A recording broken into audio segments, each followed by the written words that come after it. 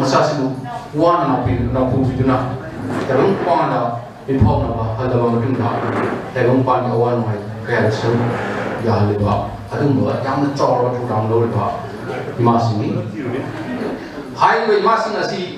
ekhoi maitiro na haina balai koro man wang ra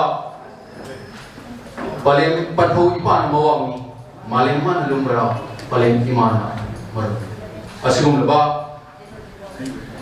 ma khoi du sai thani ngai wa hai le trawa rumba imani asuk mati maru ba asuk mati lung sizari ba for makata ko da ehana ko sinjari ngasigi athoi ko mitung ngai mi pham lang lo phambi na ko gidam ta sanayama former chairman UNF ko ehana ko noruna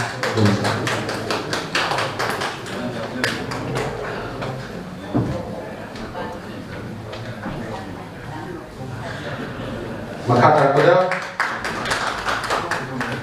ikai khumnazar besingi mithungen ki pham na phangbi na boi damta kai khumnazari bi ima ki satam lori bi DH Ramani president of Isamadu ikai khumnazari besingi mithungen ki pham na phangbi na boi damta noruk na sinjari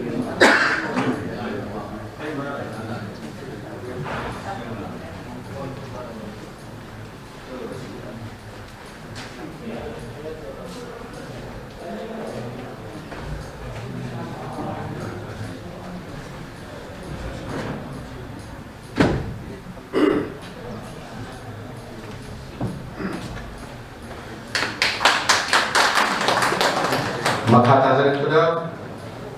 ikai khumnazari bi KSS Subadani president Lekolbu ani suba ikai khumnazari ba bitung na phangna phamina wina ka ko norukna ningsingje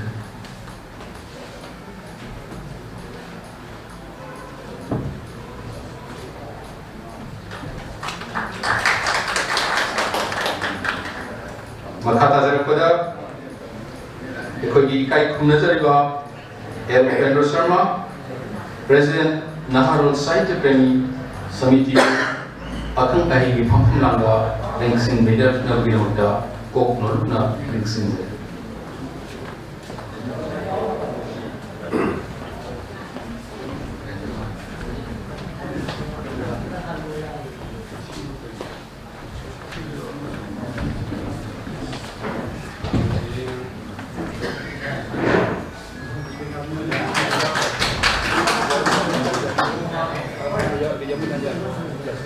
sabna eba ikai khumnazar bisingna masa masagi pham langa lengsin bikraba matung asida ngasi sinja langjari ba mai kai legi asigum daba ikai khumnazar bising asigo nungsiba amali ikai khumnazar bi khudot bot ta bibina ba ha sinjari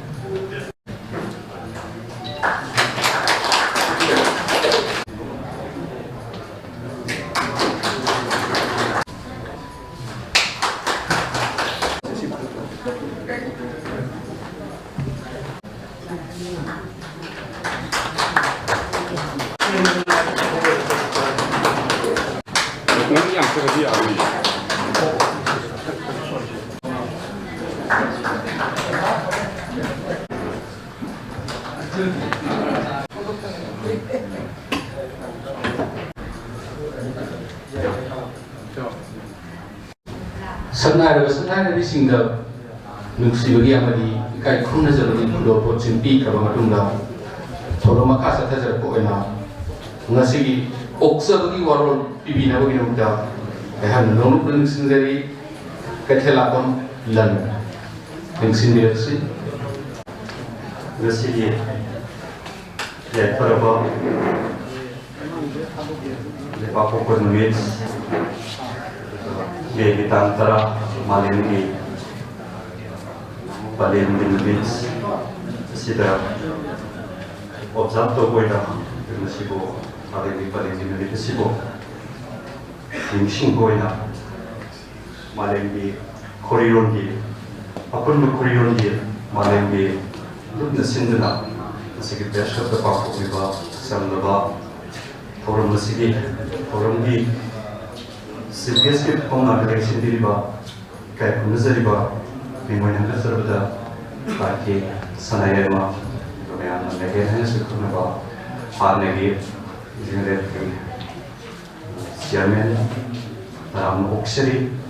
Nagulolina masigi forum masigi Khorilongee pamna direction diriba kai punazariba mingwan hanga sarvada Sir Khaidem Secretary Gabriel Trust Pasuru since the Najib Singh Michael Gitaram Oxley Nagulolina Madam Sangna Manipuri Kunaida Awana Rubatoman and Shukata Madam Sang the Kokun Haba Ma Case Ramani Minguna Pajari President Nabi Samas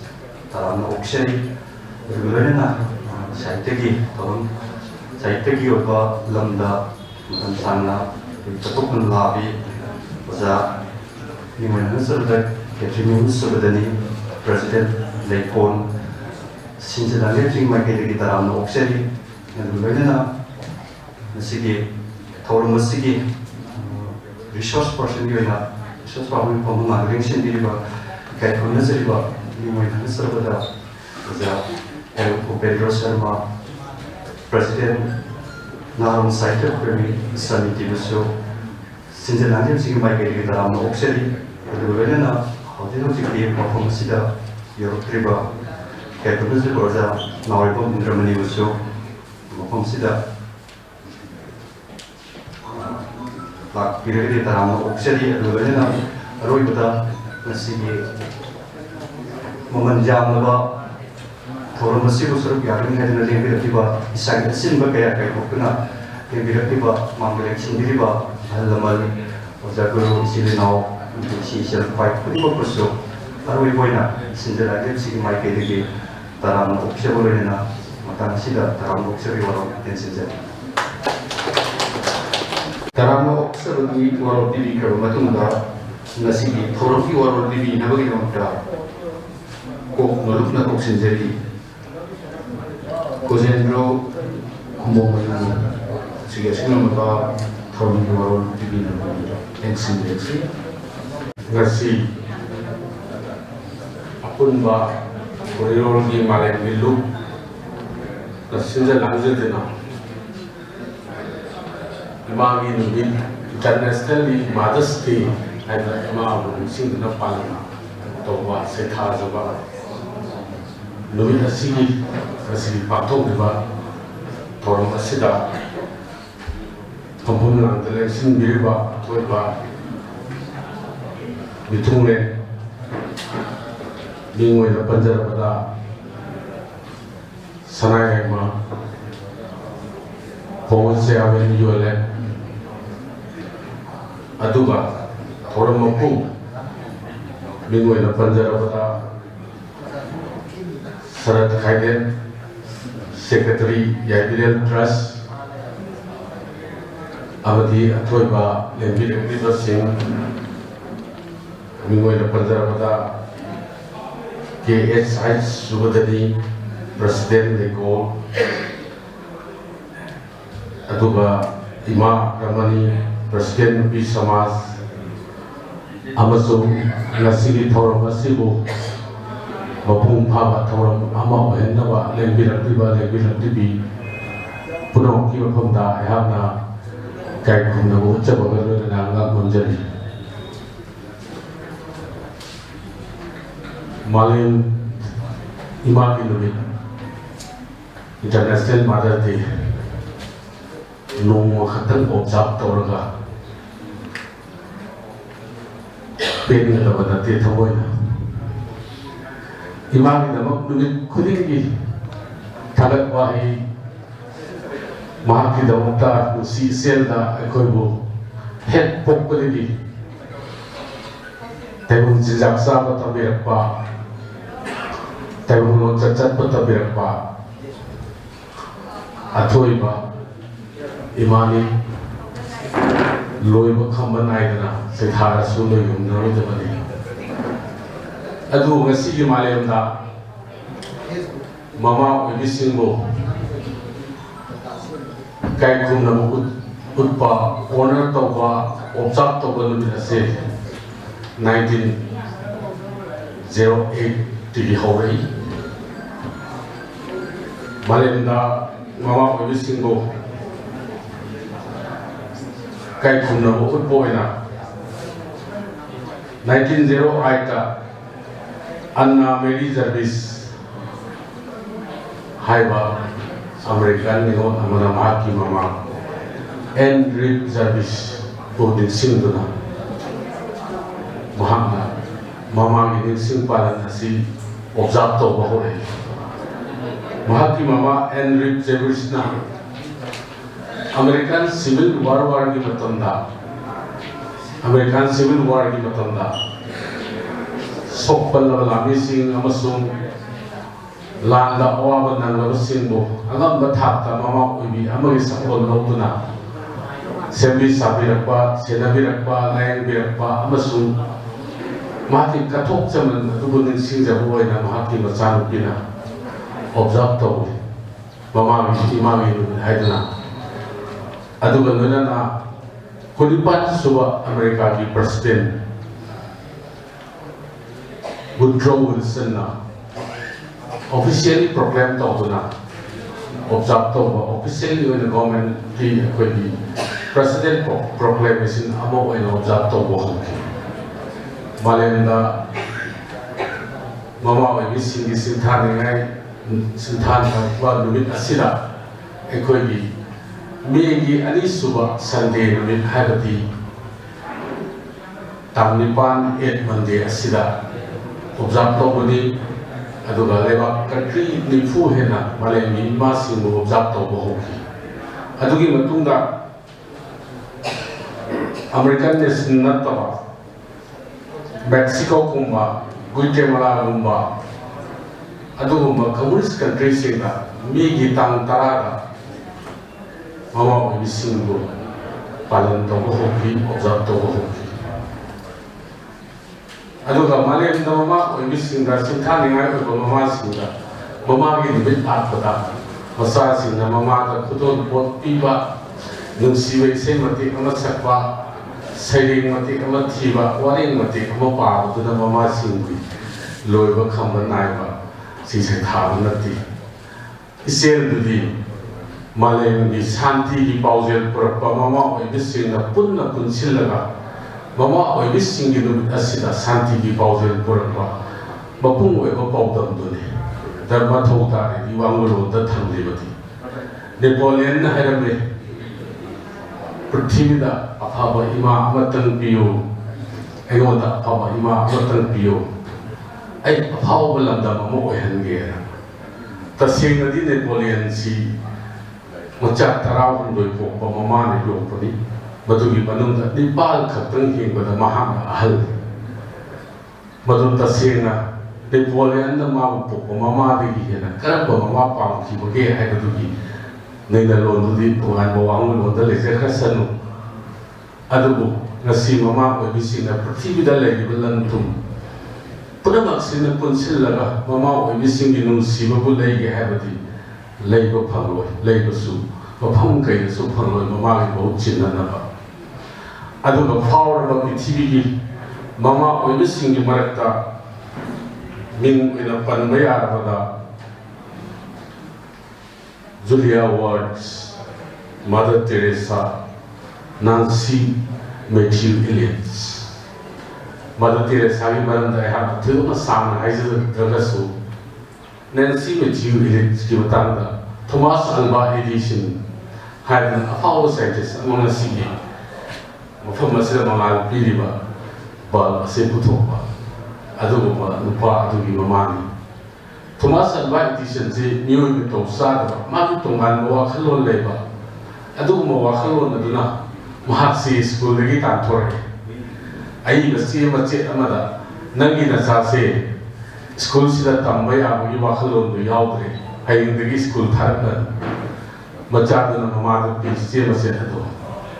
mama na che mache ado paraga tumina tabunu da sila ka thamki aduga masada haiki nandi athoiba wakhal khanba rupani athoiba wakhal khanba mini makhoi ki school ado chama missing tana tamani nangi wakhal londugi mami ta mi amate school da tamde nandi athoiba nina hayengagi imana tamani nang school chatran mahak school chatan gidi bacha tapagi bhar pomba mamana angka tapiduna language sing tambiduna thomas aba education go apaw myo ya mo helaki masini ma we bi pida mahak bi or matung da city ado photo na yinga mamha ahera pithibhi da eham kana bi dam hingari kana bi dam thamoi ka hello kana bu thamoi ka hello mama da khudo bi thila na ta buni haina wahi ado ngasi uknin duna legi amasung mama bi singi pauzenda mama bi singun ning sing japna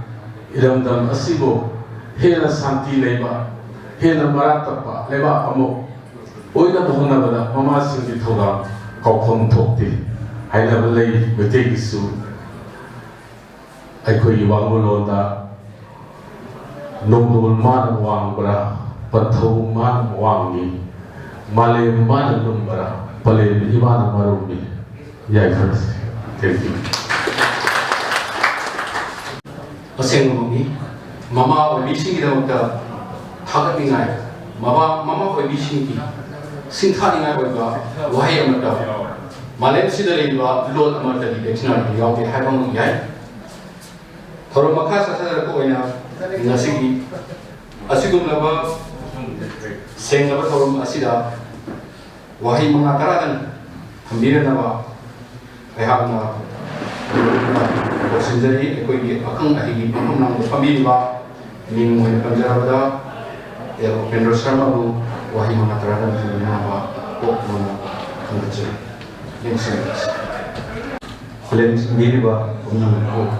yang ko nong kerja nasi Mei dari tara Apunba Khorilongee Malemgee lupna sibiduna International Mother Day haidna Khorilongee pangthokpagi sabha sida chief guest na lengthing bidiwa sangka sanayama president na lengthing bidiwa sarat khaigem imaramani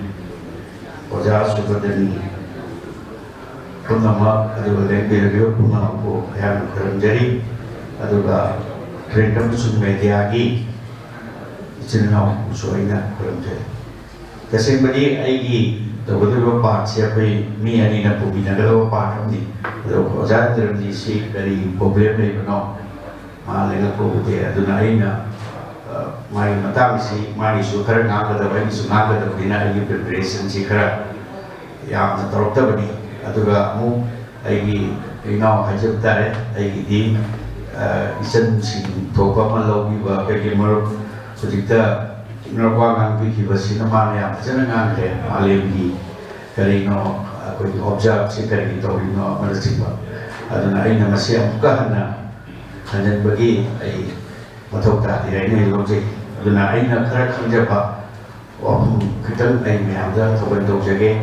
ada masih di sini aku di second session sih yang baru pak ada di nak kerja pada masih di hasil rangsina bagi mother di tim jaga Tapi rumah ketiak barnya di kali masih tahu bersuya. I have berjumpa dari information dari sini. Aduga, aku di Malemgee iba magi nomitasi mayam yang kembali nimit mayam pangtori nimit singa dugi manungta baik malu iba sidi magi nomitasi nomi pangtori. Marati ima isi yau kadi aku di pergi sangsagi kenosi university semak pagi kosmogoni semak pagi kenosi kerubah ni si mayat yang kembali ekoi Hindu filosofi dahaga prakriti perus hadna lapa koi nobar bigi father and mother ki masih terukah pagi sangsagi that evolution ada di mayam sehor kali si mayat yang kembali aduna ayu jiki how ramai tu pernah Malemgee kasi horor pernah tu ini kita ujar ꯑꯗꯨꯒ ꯌꯥꯝꯅ ꯃꯔꯨ ꯑꯣꯏꯕ ꯄꯣꯠ ꯑꯃꯅꯤ ꯃꯔꯝꯗꯤ ꯏꯃꯥ ꯍꯥꯏꯕꯁꯤꯗꯩꯗ ꯑꯩꯈꯣꯏ ꯂꯣꯏꯅꯃꯛ ꯂꯩꯈ꯭ꯔꯦ ꯃꯁꯤ ꯋꯥꯍꯩ ꯉꯥꯛꯇꯅ ꯐꯣꯡꯗꯣꯛꯄ ꯅꯠꯇꯕ ꯃꯁꯤꯗꯤ ꯅꯨꯡꯒꯤ ꯑꯣꯏꯕ ꯄꯣꯠ ꯉꯥꯛꯇꯅꯤ ꯐꯣꯡꯗꯣꯛꯄ ꯉꯥꯛꯇꯅꯤ ꯌꯥꯗꯕ ꯍꯧꯖꯤꯛꯇꯤ ꯈꯔ ꯍꯧꯖꯤꯛꯀꯤ 21st century ꯇꯧꯔꯤꯁꯤ ꯑꯩꯒꯤ ꯅꯨꯡꯒꯤ ꯑꯣꯏꯕ ꯄꯣꯠꯇꯨꯅ ꯈꯔ ꯍꯟꯊꯔꯒ ꯃꯄꯥꯟꯂꯣꯝꯒꯤ ꯑꯣꯏꯕ ꯁꯨꯄꯔꯐꯤꯁꯤꯌꯦꯜ ꯑꯣꯏꯕ ꯄꯣꯠꯁꯤ ꯌꯥꯝꯅ ꯂꯩꯔꯤꯁꯤ ꯃꯌꯥꯝꯅ ꯈꯪꯕꯤꯔꯦ ꯃꯁꯤ ꯑꯩꯈꯣꯏ ꯍꯥꯏꯅꯩ ꯑꯈꯪ ꯑꯍꯩꯁꯤꯡꯅ due to the globalization ꯃꯌꯥꯝ ꯂꯥꯛꯄ ꯃꯁꯤꯅ ꯑꯩꯈꯣꯏꯒꯤ ꯅꯨꯡꯒꯤ ꯄꯣꯠꯁꯤꯗꯤ ꯆꯠꯇ꯭ꯔꯒ ꯃꯄꯥꯟ ꯊꯣꯡꯒꯤ ꯑꯣꯏꯕ ꯀꯨꯌꯣꯝꯒꯤ ꯑꯣꯏꯕ ꯃꯌꯥꯝꯁꯤꯗꯩꯗ ꯆꯪꯁꯤꯟꯕꯒꯤ ꯈꯨꯗꯣꯡꯆꯥꯗꯕ ꯑꯋꯥꯕ ꯈꯔ ꯂꯩꯔꯤꯁꯤ ꯃꯌꯥꯝꯅ ꯈꯪꯕꯤꯔꯕꯅꯤ ꯑꯗꯨꯅ ꯃꯌꯥꯝ ꯌꯦꯡꯕꯤꯌꯨ ꯏꯃꯦꯜꯁꯤꯡ ꯑꯗꯒꯤ ꯐꯦꯁꯕꯨꯛ ꯃꯌꯥꯝꯗ 이마부 야무나 타겟들나 것들나 이나 것들 but 아이가 한전 왕만디 모두 그냥 how far 모두 truth 아춤바가 그냥 나라보게 하기도 그것이 거의 한방전 말한디 모두 오이드라가디 오이드라가디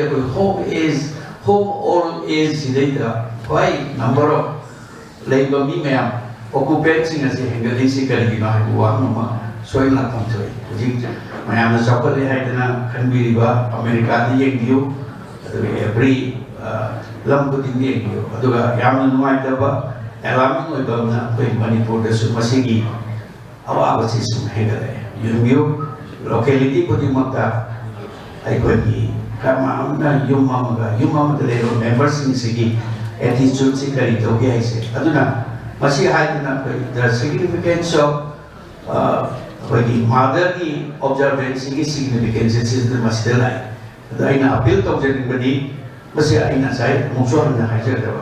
not the superficial observation. Masi di nung yoiba, tamoy di yoiba. Mama na macam si basi, aina mayam na muhay di wa hindi talk terap ni tu wa jam na so. Ningjim dia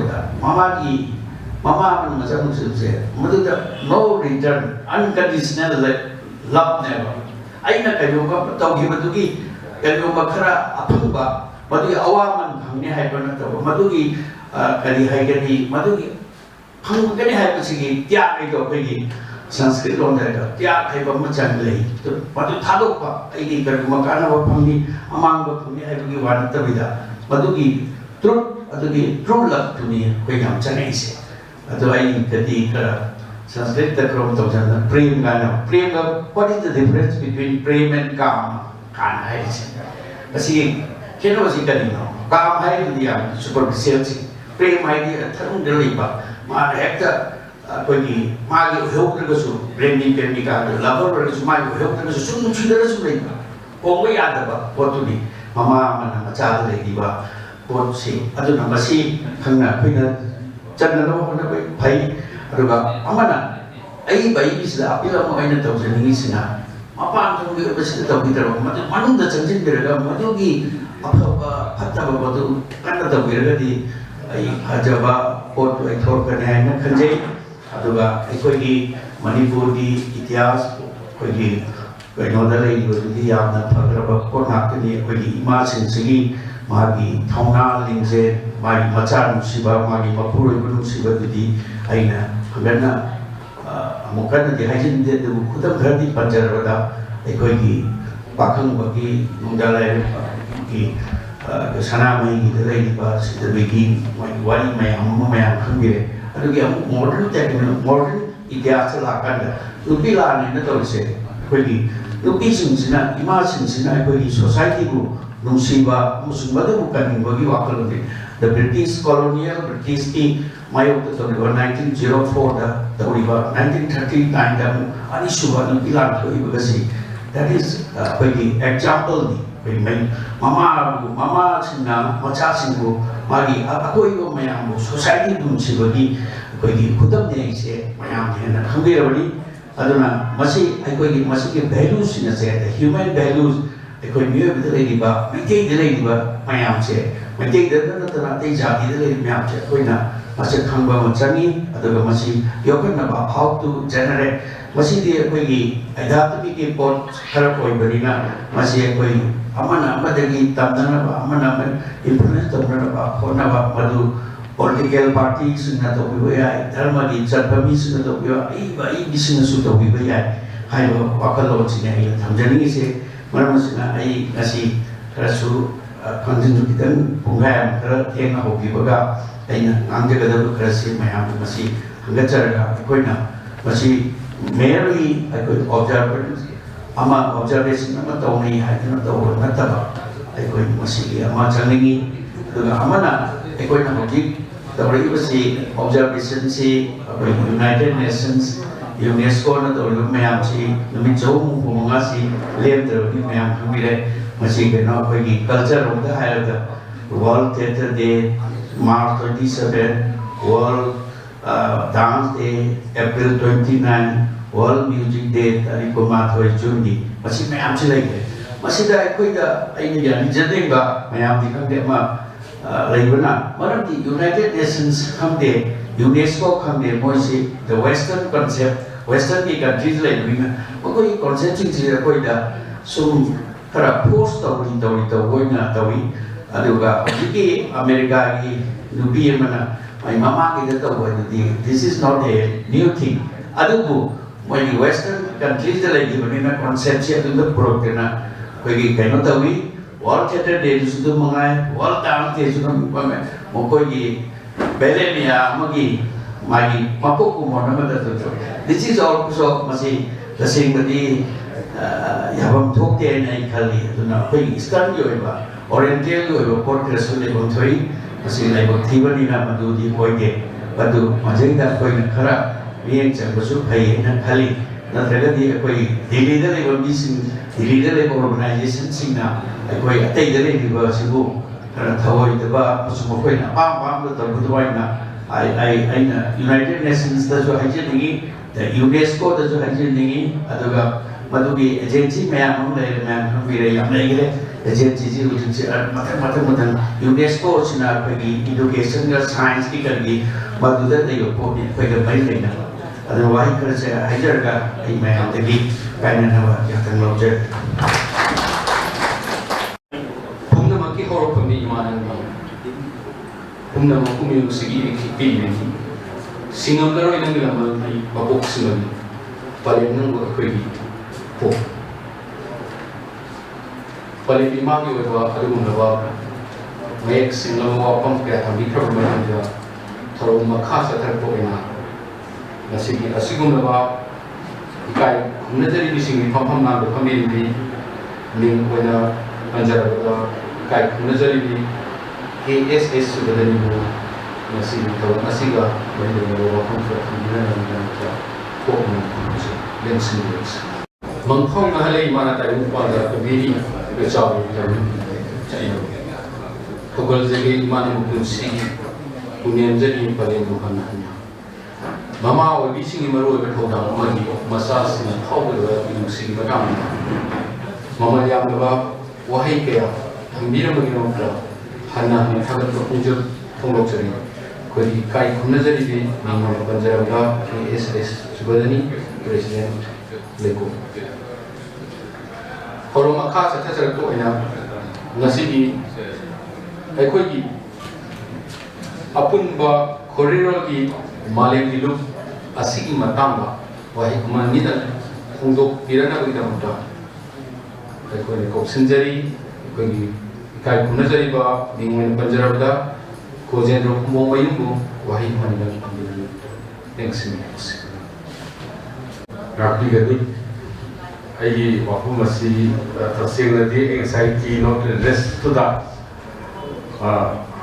wahap oi hapsa gada ba apam di aduga mayam president ya lozaraga ai nasi Apunba Khorilongee Malemgee lu asi karino karabna hudo kono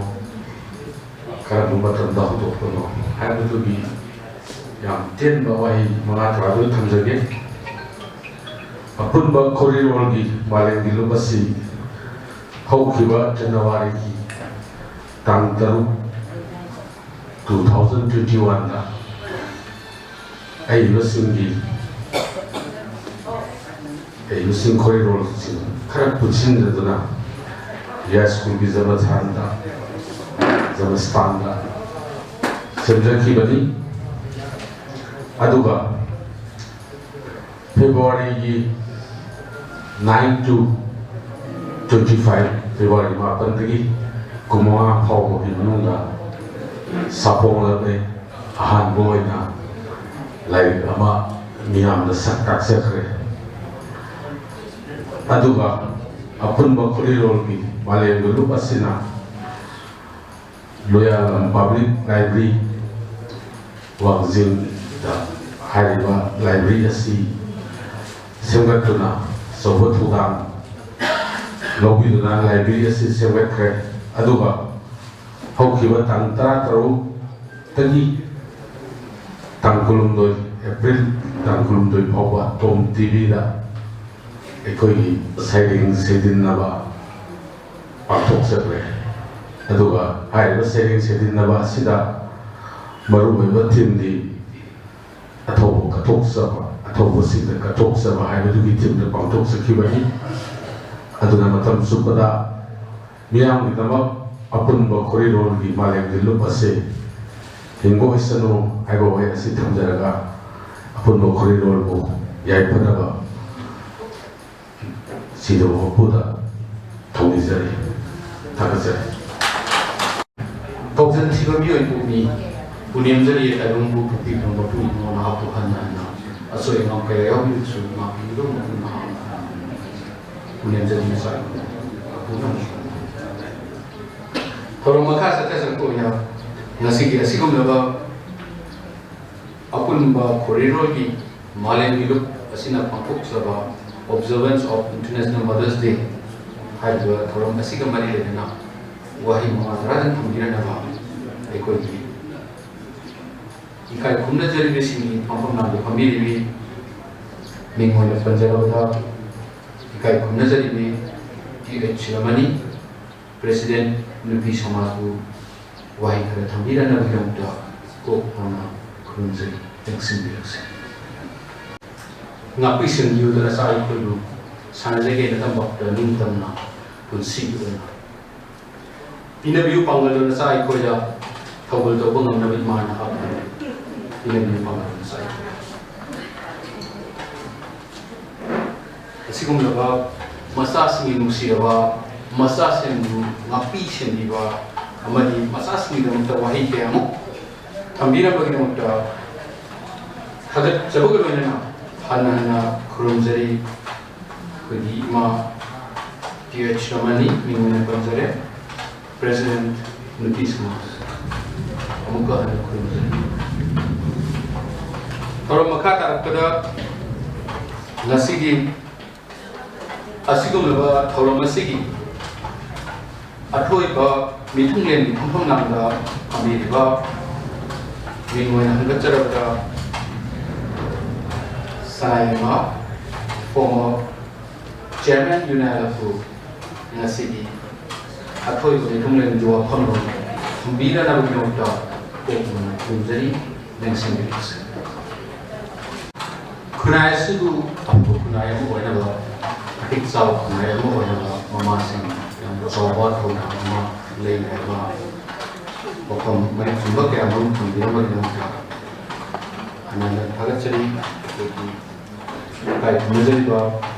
nasigi sigun ba athobi munglen ko pona de family ba ning ba jara ba kai mezari ba ke sanaya ma o chairman kana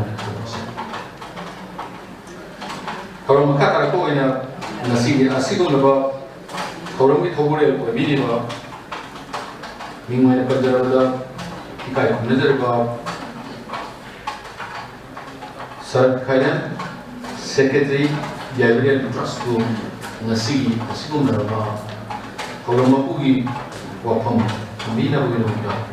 Open, and Syntax. Airport, Sumba International Observance, Mother's Day Observance in Mita, Airport. May Jung ada paman bagi kulung siapa pibi juga simbi ambi juga pulang pun pada cái đủ gì em thì cái sự không chấp nhận thì cái nó hay là bây giờ quân sĩ thì hậu ý mà không chấp ta mà thằng trong sự là cũng là tầm đi mà chúng nó ôn và là cũng là tầm đó là cái đó bị vợ quân sĩ thì ở rồi bây giờ ở rồi cũng là tầm đó phải uống cái đó bị sao cái này cũng được cái hay ở đây mà mang ăn khó là cũng không gì đó cái này cũng khá là đi mà phục sự mình cái cũng khá là đi tàu mà cả rất thì là phải nào hoàn với cái không là rồi cái cũng phải là hay là khá là không là yang thiên là भाग कर पढ़ाई करते हैं वो फिर उनसे पढ़ाई करते हैं खेलने को मत समझा इमामी सीधा इंटरनेशनल की वो बार मदर्स डे पंगो पुरी धोरंगा तो याओ है ना तक भी होती है यार तो सीधा वो पुरी के से काम नहीं करते नहीं ना हाइजीन नहीं होती आया कि पुशी की तंत्र में तो बहुत मतलब दा मामा पापा लेके वो अंगांग सिंह सीखो मगा योग ना निजेरी हो so 1982-83 अगर देखिए यो सी हजार पन होजिते डेविलियन चिल्ड्रन होम है ना चलाई ना मसी सरकार ये कुछ सिटी में तो मसी बाबूदा कंट्री नहीं बती नहीं से खुदी के पैसा तीनों फिजिबिलिटी वो साथ में प्रोजेक्ट साथ में नहीं है तो फंक्ते वालों से तो उनके वालों में सुखलते तो हम तो क्या राज ठाकरे तो उनको क्या करेंगे अरे माम का ले जब आंगन से मुझे वो कुछ एक्सपीरियंस करा थे मैंने मामा को हम तरफ आंगन से मुझे लोने उम्र तंदा मुझे मामा ने चीज़ कमाने को हाउ के था में ये मुझे तंदा मचा में रखा या भी आई चिल्ड्रन होम अपने चिल्ड्रन होम से लाई मामा पापा पुणे आंगन वाले आई आंगन से ना कितनी किरुना अनुमा इतना कहीं शाम तक सारे जो मामा पापा ना पुणे बांगन तो ये ना कल पकी मिलों भी नुमा इतना थमु हाउ मंग एक्सप्रेशन नुती की शुरू थे ना तो ना हफ्ता आधा मतलब थे ना वो ओ असीम बुम्बा ताकत की थे ना जो मैं हम लोग इंटरनेशनल मदर्स डे से था अभी आईडी मोटरी इमा कोई भी इमा दशु इमा ये पा मालेम इमान मरुमी हाइबा सिगिवान थोसे थिसे थिरुते मौसा अदुगा तदोना लुमना कलुदे अदु हजिता निजंगादा मसिलुमिना खान आई सिनेमा पंगम भी थोकते बनी अदु मतममदा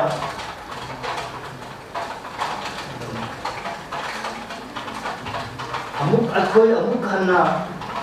सही तरह खुदा और है ना बैनर खेलेगा फार्मर के टीम से दा पाप बैनर खेलेगा ना हारों में से तुझन मधुन बा बैनर खेलेगा अमुक ना अकोई ना रोई हाइप की हमुन फाउंड में की मत तब ताकि स्पून फाउंड नुशीबा कद्दा कनो हार्ट फाउंड उसका समूह उस दयान पाउ मधुन आई आहान बा आई माले इमा रंदम सिगी मते मोइना इरंदम सिगु नुशीबगी कनो बुलम फाउ कुए मधुगी मतुंग सिगी लाभंद मतम चंग गयना कशु ए बा निंबगी नुशीबगी अदु यदा आई इसा सुरिया आई Suriya इरंदम Iripa Shun Shiva, Tamu with the boat, Nate. It's not very heavy. Maybe the Mutu Tamu, Tamu Torko. Machine of Tang, the only time, you can sing them generally. I saw and she is past the woman. But you talk to them with the yoke, they are not interested, more interested in you. Them see you to cheap to what you saw, even what is the time you go, what is something that interested to Toronto, society, America, England, France, Japan, what is happening? I'm so good. Kanjab. I know a lady, but the mosquito, very told in Shibuki. Why you know? So my people can see Agatha. I see Luna, I see Ava, Bishing, Marta, Corridor, Marta, Hungary, the Sishu, I see Luna, and see the Lambi, what to know, she had. Palem nan di mama le zeta sing pan tuni nan di papa le zeta sing palem pun au pun mo kistam nan di kana le zeta sing khawdal di o isna mapumana pun si hana kurungari adu gumba kana le zeta kana nago apun dina aphago kuna ma uratna bagi ta sing tapi ba kuti nasi Khorilongee, Apunba, Khorilongee, like being on the Padra, like Malemgee, Saran Khaye, Secretary, Developers, Moka, Nasiki, Asikum, the singing member, Khorilongee, Losalako, in a Nasiki, Asikum, member, Khorilongee, Harakwaro, who period of no Hangatari, Kashmir. So, Carter also next week.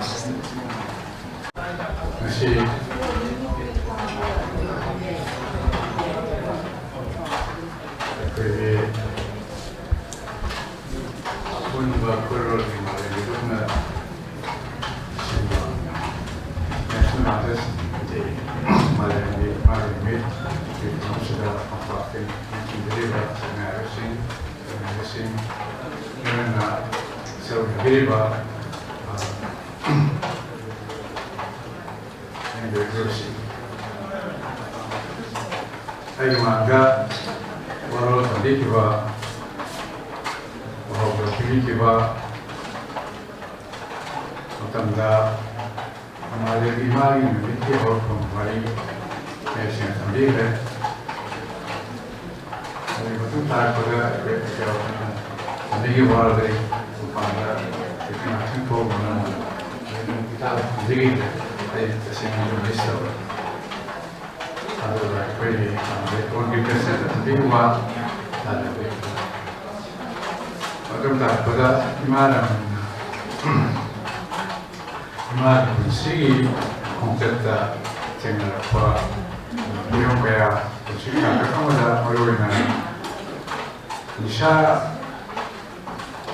hargadi nashta nisha orti nisha na kunasa jo sitin kiretua nisha persi ahanda you asini sawa na sinama pasi umurunga kesetin murabda ma election adigre lona na matunda pada kunaya sida mo firmda logi firmda kopanda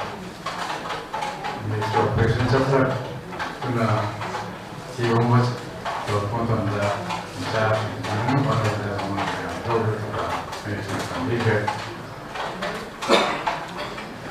Pura kasi untuk mana turun pegang semua itu beresu sehingga kuinan boleh jadi mana mana itu mesti Malaysia sendiri. Ayah kedua warola Israelnya memang beristim broken kasi Malemgee from the Pakumano from the loinamte yoga wadunga ichilandi imagi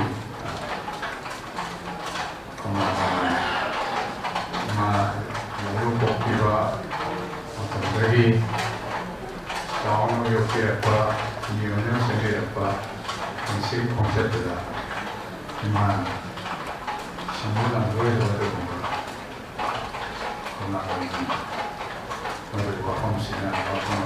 Kaini Pongome Ado ngasi madu ai punya orang jasa orang ayah nama yang itu tinggi banget ngasi kalau ngasi di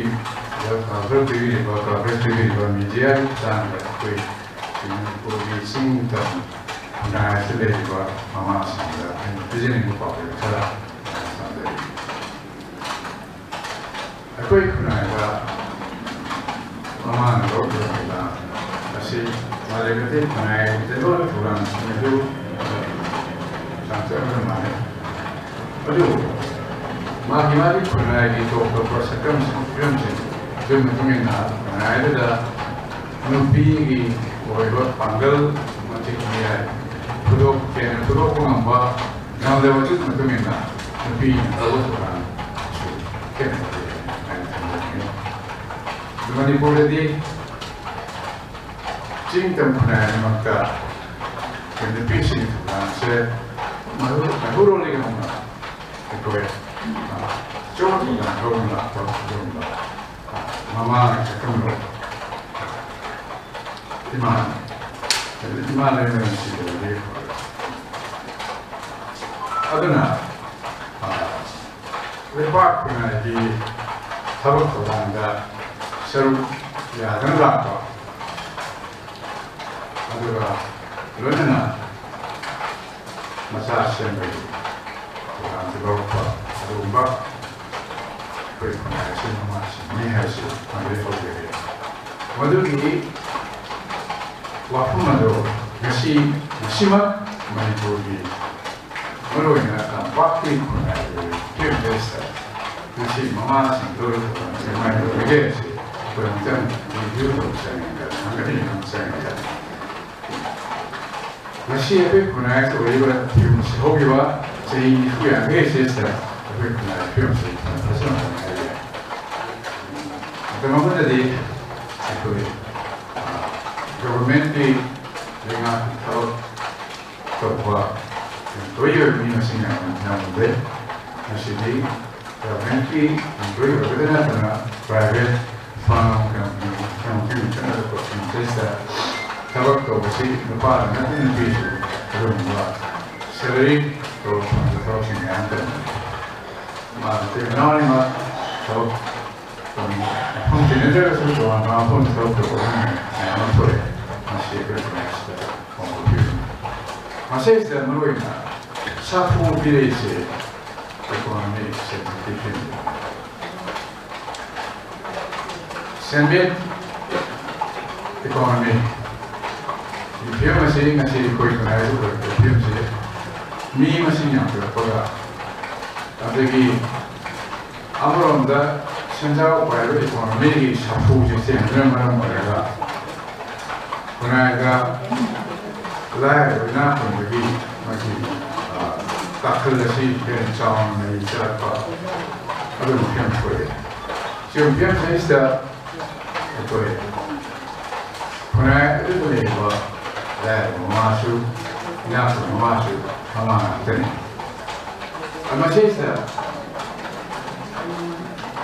masih mama tu na, ini mama semua ni bah. Masih cari, masih ke semua, bisa semua. Mama semua dah pernah ada. Lahir mama ambil program. What the fuck? We're not remember. Mama I said, because if you're not good, you're going to throw that in hell. Mama is doing money. Mama not working. Mama. Other literary film, Mama masa collection already. Yang why? Masa sharing bagi bulu itu hantar. Mereka apa? Aduh, sharing ngomong tu harus itu kenapa? Lalu mama masa sih baik tu mana share pun mana tu sih masa Manipur, masa begini bukan Manipur. Lalu tu mengapa tanda government institutions in schools in Indonesia. May tanong sa po ito. Ngayon ito na kitemon kiba. Adagi yung po kiba. Ngayon po. Nakal mga private schools admission fee yang low ba, merit fee yang low ba. Kaya mama masa lahat ng mga daw po. Ada bu masa naik teman punya masa pokok di mana enggak masa depan naik teman tak masa itu kemudian naik teman juga ada siapa masa ini nanti kita tahu kita sih real life kita sih lagi sih mungkin jadi lektor sih film story ada lagi mama logo terang sih ngasih kan teks sih ngasih film sih Kaya lain itu yang di mana kaya naik masa sih bukan bisnis loh ini bukan proyek. Siapa sih yang buat ini apa? Mama aman masa sih berapa sih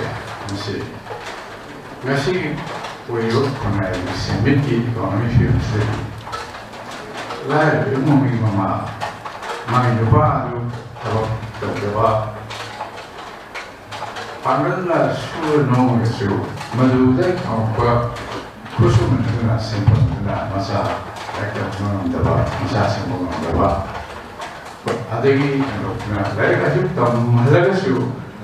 tahu lain apa besar khusus orang dapat. Lalu sih tidak dapat mungkin jadi masa simpan kesian buat film saya tahu. Kalau boleh dikatakan. Nah kalau orang tak nak mungkin masih dia masa itu apa sekolah terlalu kan tahu kami lokal ni Manipur mana kita lepas private sekolah sehingga nanti nak mana lagi pas orang macam pakar thar terlalu kan semua. Mungkin mereka lagi IAS, IPS, MCS nanti kan ada itu field mai pakar juga kan. Sido mai pakar siapa yang jauh, somdade, siapa tu film pada level ini, Apunba macam jadi mama film, mama film semua film saya, antara mama dia, pronunciation saya apa yang sih pronunciation, kunai mana hingga masih dia sistem sana, aku ni aja full lagi. Kunainya, film di toko, ada bu, kunainya, ini bang, ada film macam ni macam ni. Malemgee, ngasih ni sistem macam ni, ayah hingga ayah waktu tu, ayah sih, sistem yang mana kunainya boleh, ayah siapa boleh, kita boleh. Even yang mana ni, masih mana tu, masih waktu sina. Malam mereka mesti mana tinarete, ini ko, itu orang macam dah kenapa, sengaja, yung tak kajian dah, yung yang ko itu, masih tahap berpunai, ada lebih berpunai sih, masih tahap berpunai itu dah, lain macam, pada nungsi itu. Kerana kita ni macam mana boleh besi, so orang boleh tadi. Asyik film tadi, aku pun nak film ni pun nak layar, pun nak bagi, tu orang suami kami nak berada dalam di cium tu kai, abra itu dengan si macam dah, Malemgee mari ini cerita, macam ni, ima itu mari masa yo kita ba masa sengkak kita tadi tahu ke hanya tahu nama maksudnya apa yang buat sih buat low ini mah tinggal nama maksudnya maksud namkai siapa nama dia panggil macamnya imam itu sih harus itu ada umba macam mana panggil ada mama kaki panggil macam mama lagi apa yang panggil lo begitu nah sudah sudah tunggu dia apa mama sampai mama yang terus kena kali sesa mama semuanya sampai 그날 마마 로버트가 했어. 말할 때 사람이 이거 제너레이션 그럴 때 브라이언 세이먼이 어떤 파워 그날 했어. 하이브리 마마는 거기 호롤 렉처를 하고 그 히스토리 국제에서 있어. 사람이 이거 제너레이션 그 마마 제너레이션 그런 거 제너레이션 뭐더나 거기 그날 리그라면서 맛이 퍼스널 문제가 Marandi, makoida pira execution. Makoida também que vai mais assim, apa que eu sei que eu mas eu não comparo com ele. Karena ini semua comparo que de, ayam tambah. Aku kunai lupsin social organization si terlebih masih macam ni ada sistem masih proper masih setting sampuda. Kedamainya nasi awan ini ada, namun dari ada kuisido mungkin konos lagi. Kalau kita dalam semua sisi dari masih sepa social organization. Aduh, hanya melalui social education di yumda. Aku hari ini kita yumjau ini kupa yumda. Buka ini dengan apa maksudnya? Aku ini maksud buka dari luar sorry. Aku ini maksud buka dari tampiran ni. Maksudnya, mai dia kan, aku ngomong bersih, mama bersih ni, asas. Luar aku ini faham meeting ada, wali jadi, kamu nak tambi, saksi tambi, ibai pun ada tambi tambi. Karena maksud kita sih, kalau social education kan apa, betul, sama sih ada. Kena sih kita nak ada, aku jadi general, apa? Aduh, Pak, kena itu jauh lebih. Aduh, hari ini mana? Jadi orang semangat. Aduh, hari ini aku ini mahiroi anak sini kami kita punya sini jadi formal education. Sekolah college kami education. Aduh, hakka. Macam jadi kasih kami ini, orang rosak kami ini, aku punya rut kami ini, aku punya sekarang macam kami. Aduh, aduh, kasih orang Kalser actually mari terus dong, bagaimana lihat tu ya, apa yang kalser. Aku ini buat horor film, aduh buat wari simbol, values, social values, memang tu orang kau ni na. Apa lagi dia apa istilah apa? Aduh buat kalser ni, low macam tu tu. Kita mana yang sama ada, macam apa dah? Aduh, mama pakai jenis, semua berkenaan seperti. Mau macam suruh sini, mau macam sini, English nggak mau yang paham. English harga di dari harga nggak. Whereas English harusnya cuma di foreign language ini,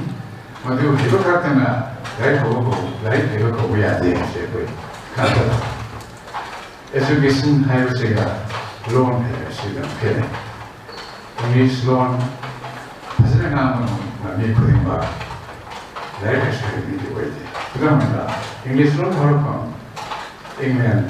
kita. Mama lepas, kita mau loan English loan saya. Drama hasilnya kan tu ini yang mana dia. Hasil pun punya sesuatu masih turun. Mesti loan, Manipur loan hanya Kangleipak, mesti loan saya masih hasilnya ibarat itu. Like the police car, you see. Pastor, 어떤 제네레이션 컬토르게 되고 할수 있다. 마치 이에 보다간데 나 토르게 되는데 현대에서 공부하는 이거 할 때고 메디에만 현대에서 공부하는 이거 할 때고 이래서 그 스트럭처는 나무 아무 시스템이 되는 거야. 마치 그냥 다 유틸리 제너지인 비즈니스 한다. 도리 컨스트럭션 제네시스 컨스트럭션이에요. 메테리얼들이 아니면 강조다. subject가 파르지. 어떤 부분에 남는 상황도 다. 마치 탐 해석하는 기로가 야, 너 한쪽으로 하는 저리 이건 크리미널 미스테이크하고 야워요, 진짜. 하더나 마치 어이를 표현 제시들이 거의 자기 라이브 스쿨 거에서 삐지고 한 미리만 폼을 education으로 먼저 공부하다가 좀 더 용다 개요를 가야 también pues social education yo 어떤 말을다 레디오 마시 제네레이션 레이야 슈퍼 제네레이션 말을 듣더니 애는 보다 아나지 마밍 보다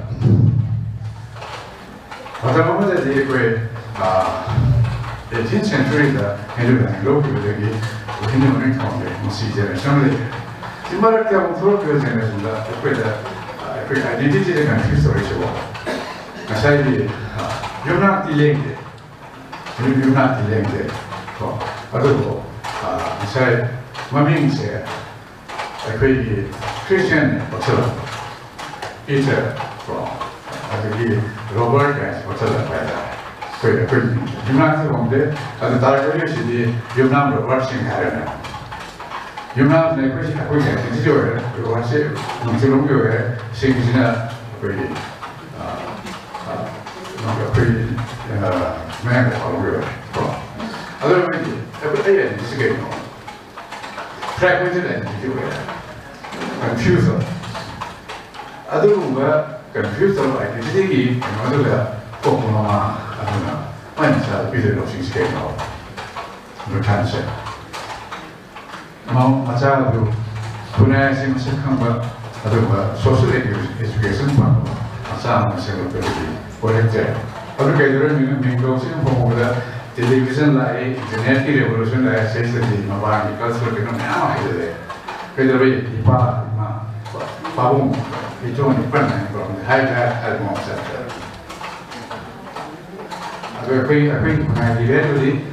hay madre y padre cuando vi marido cuando correcte taxi así que 사실은 할거 중에 하나는 강미로 보면은 ngasi 막 거의 마마스가 private most challenging 그런 상황이 ngasi digital generation 아시는 풀 마사지 그런 것도 되시나 모바일 폰으로 복도 아비과는 피색비가 말 그런 믿음 모바일에 로이나 아들가 복도에 먼저 모바일을 바꾸는 게 아니라 마마하고도 그러고요. 그리고 제스다 그래. 다시 마마한테 없다. 어제 좋지 않았어요.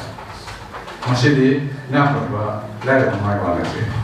모바일 폰이 공유하는 거는 스마트폰 말이야. 마시라 아프리카 하나기 아프리카 소셜 에듀케이션도 와 그런 얘기 말을 듣다 뭐 어차피 디지털 디바이스나 실제 다져내주면 마마 아빠들과 방향 등급을 다시 쭉 막이 빨리만 팀이야. 마마가 너희는 그런 것처럼 애 못하는 마마 못사지 마마는 너희는 그렇구나. 그리고 나사기 스마트폰가 그냥 폭동이 되면 마마가 이런 거 뛰어야 돼. 내줘야 돼. 그리고 마마가 교장을 해요. 하지만 소셜 에듀케이션이 짱이에요. 따님들 그렇대요. 그리고 이제 그렇게 해야지. 아니 좀 문제들이 깡통짜리 보내는 거예요. 그러면 이렇게요. 하나 다시 International Mothers Day 메시지다. Manipuri ngasiman boleh kami festa. Ngasi di mana boleh sehingga tunggu apa mama saya menurut kita anak buah kerja. Bagaimana orang tua kaya sih, macam mana macam ni, masih lama, ikut same saying, but individual among same collective effort among idea, share and discuss conscious action. She don't talk die, here's it come, settle die. Naturally, when I say, the car is not put up on the films. Masida, okay, now, I'm sitting quiet again, from shadow issue on drugs. So, I want that, the side challenges now. I want the drugs, the last very well. Octopus teachers now and then left the pure command. Must see film face that. I quick when I assist the social actions, what to die, I see. Film machine and regarding on music though. Conscious whatever, concern whatever, when I see music now. What could be a dinner? So die if you might have doing it. I'm still hiding now.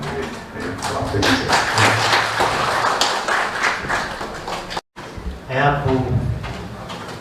Apunba International Observance, Artist Day Observance in Minta. I have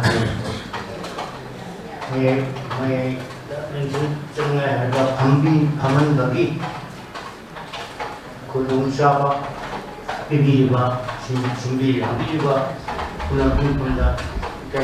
say, I have to conjure Karino Hyderabad, when Shiki, Horiba, Hongchata, Matang, Chakla, Matam, di Matuna, own Bala, Matamda. Lakadoriba, when Shiki Aroi with it. Aroi Matamda, Ugudoribusa. Kari Henry with the gate. Aduh mengan orang manusia. Dari pembakaran itu di bapak semua di pembakaran itu tahu maka satu mana, paina, one way ticket, itu nggak ada. Aduh pembakaran itu paina, kalau pembakaran yang tinggi, bahkan bahaya itu wakil macam, konser bahaya itu, jangan pun macam Imagine, consider international di Mother's Day, Pangkapuki Toronda. So, yaw and takbir ya. Consider yang dulu consider yang lain kalau ayo hygiene ini lagi. Ayat di posisi takkan udah hobi macam dah. Mama apa lagi kalau anak sih. Si Komaga Yok na Nigeria. So 1982-83 arrived again. Si Yok si Hajar Pani. Hojibke Liberian children home had na selain na ni. Masih सरकार ये कुछ की मतलब मुझे बहुत बड़ा country नहीं बती नहीं. Say, could you get a shot thing, visibility was shot, project shot, and Punti, what was it on day? One of the Sukhandi. The Huntapa, the last happening, the Huntapa, I don't know, Mom Valley, the Wangans in Single Company, experience her tendency. Mama, over Punta Anans in a good number, Mama, and she commanded how gas. Kami moment of the masa benar jadi ayi children home aku children home selai mama papa benar anak ayi anak sini na ketik kirumna anu aitna kaya sam tersa mama apa na pure bangan kita ye na kalat pagi minggu ini nungai tu tamu how magi expression nanti isu tiada betul na hafta ada tiada pun oh Asin Bumba Tagati Tenetino Mam, International Mother's Day.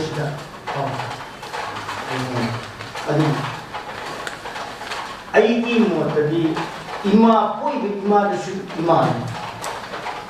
iripa Malem iman marumi haiba sigi wan thoche kisa thirude maucha aduga todona lumna kaludi adu hokita ningsanga masi lummi kan ai sinama ai pandam bi thokta bani adu matamamada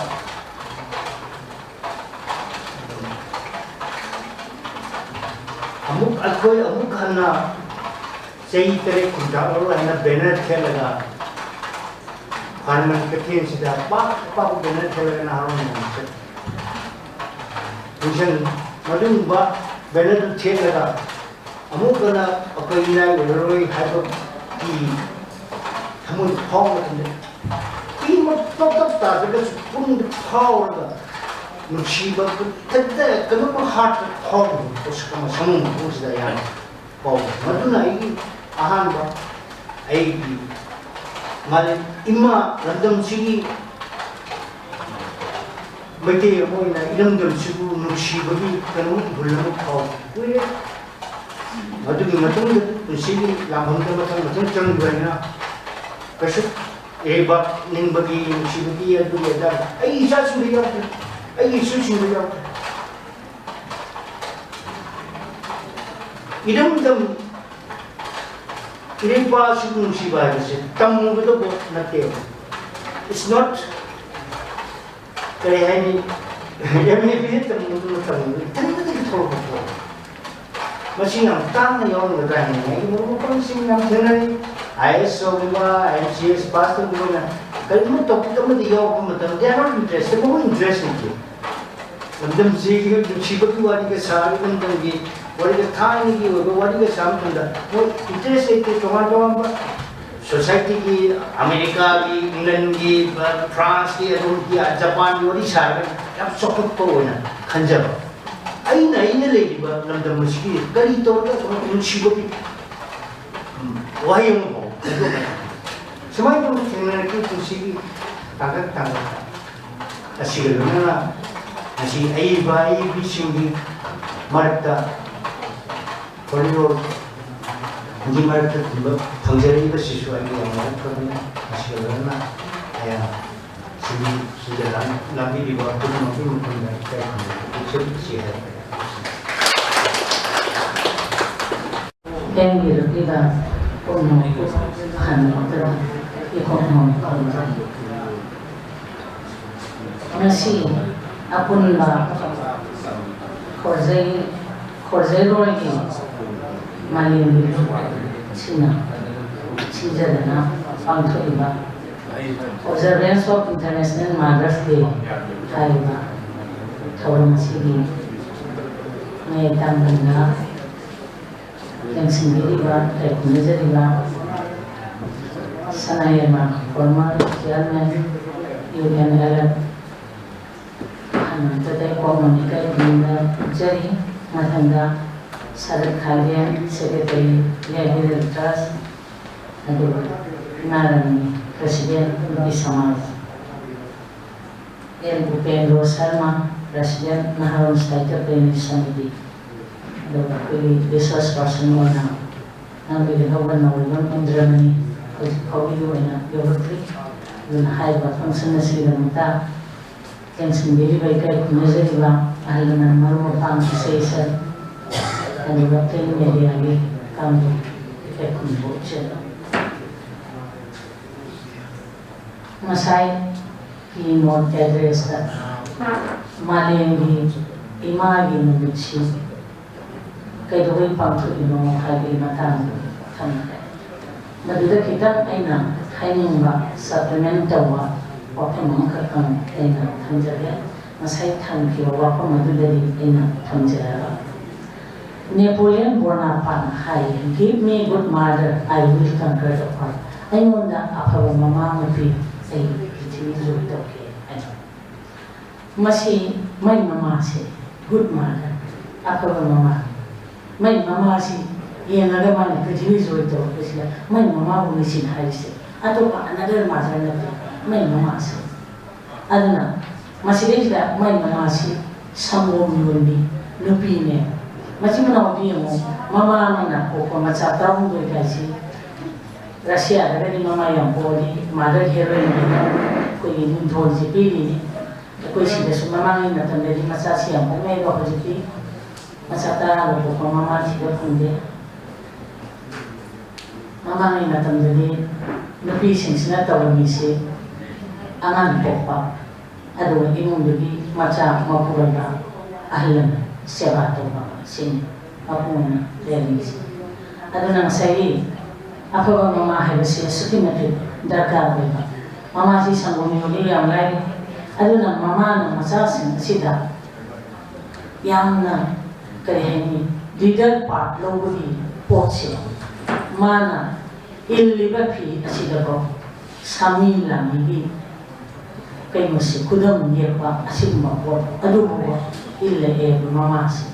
sabi mati na mana nito wala mo tandani sangong mina kasapuro wa kay kala tawba mayam sa sinila halis ana silis dani mana apa ba mama piram na kasi secretary do ito ngamiyan ato pa mama natin sintang kay pakanda ay na Tanzania na